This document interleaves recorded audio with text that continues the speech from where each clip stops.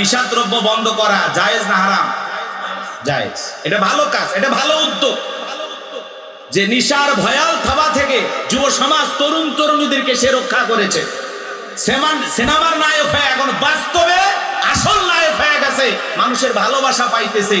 ক্ষমতায় বৈশাখ বলেছে নারীদের নিরাপত্তা নিশ্চিত করতে হবে এবং মসজিদের আশেপাশে, মন্দিরের আশেপাশে, শিক্ষা প্রতিষ্ঠানের আশেপাশে 717টি মদের বার আছে, এই মদের দোকানগুলো বন্ধ ঘোষণা করা হয়েছে। জোরে কোন মারহাবা। বাংলাদেশের মুসলমান শাসক ক্ষমতায় আজ পর্যন্ত এরকম শুনছেন যে অমুক জায়গায় মদের দোকান অমুক নেতা বন্ধ করছে? হ্যাঁ, চালু করবি। কথা কয় না কে? রাগ করতেছেন আপনারা? তাহলে বিজয় সাহেবকে ধন্যবাদ জানাই, নায়ক হয়ে আসল নায়কের ভূমিকা পালন করতেছে, মানুষের ভালোবাসা, আস্থা, বিশ্বাস অর্জন করেছে।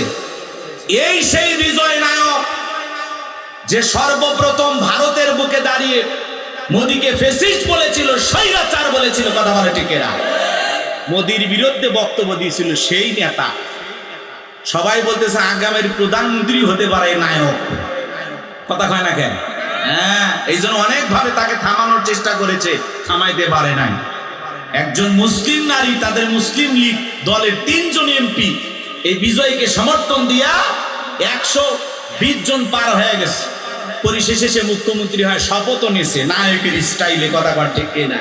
তা আমরা দোয়া করি, সে হতে পারে অমুসলিম, হতে পারে খ্রিস্টান, হতে পারে হিন্দু, কিন্তু আমরা তার জন্য দোয়া করি, কারণ তিনি বলেছেন আমি যতদিন ক্ষমতায় থাকবো কোন মুসলমানের উপরে একদিনের জন্য কাউকে নির্যাতন করতে দেব না।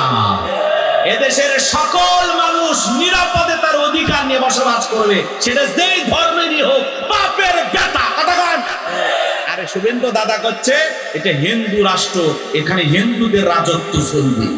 সালাও তোমরা গরু খাইলাম না 2 বছর পরে টের পাইবা। কথা কন ঠিক কিনা? আমার ভাইয়েরা, এই দাদাদের হুল জ্ঞান পরে ফিরবে। বাজার সামনের দিকে যায়, যে কথা বলতে চাচ্ছিলাম, বন্ধুগণ আমার গভীর মনোযোগ দিয়ে কথাগুলো শোনেন।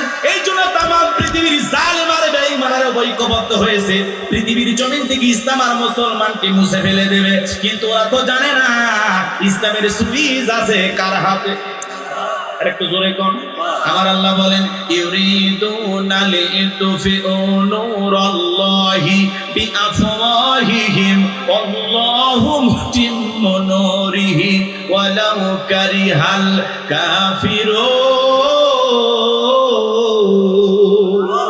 আরেকটু জোরে বলুন আল্লাহু আকবার। সূরা সফ আয়াত নাম্বার 8 আল্লাহ রাব্বুল আলামিন জানিয়ে দিলেন কাফেররা চায় মুখের ফুৎকারে দ্বীনের আলোকে, ইসলামের আলোকে, কোরআনের আলোকে নিভায় দিতে। আমার আল্লাহ ডেকে বলেন আল্লাহু মুতিম্মু নূরিহি, এই জমিনে দ্বীনের আলোকে, কোরআনের আলোকে, ইসলামের আলোকে আমি আল্লাহ রাব্বুল আলামিন প্রতিষ্ঠিত করে ছাড়ব। যদিও কাফের বেঈমানদের অন্তরে যত ধরনের জ্বালা যন্ত্রণা হোক না কেন, ইসলাম ছিল, ইসলাম আছে, ইসলাম থাকবে। ইসলামকে থামিয়ে দিতে আসবে যারা, আল্লাহ তাদেরকেই থামিয়ে দেবে। কথা বলেন ঠিক কিনা?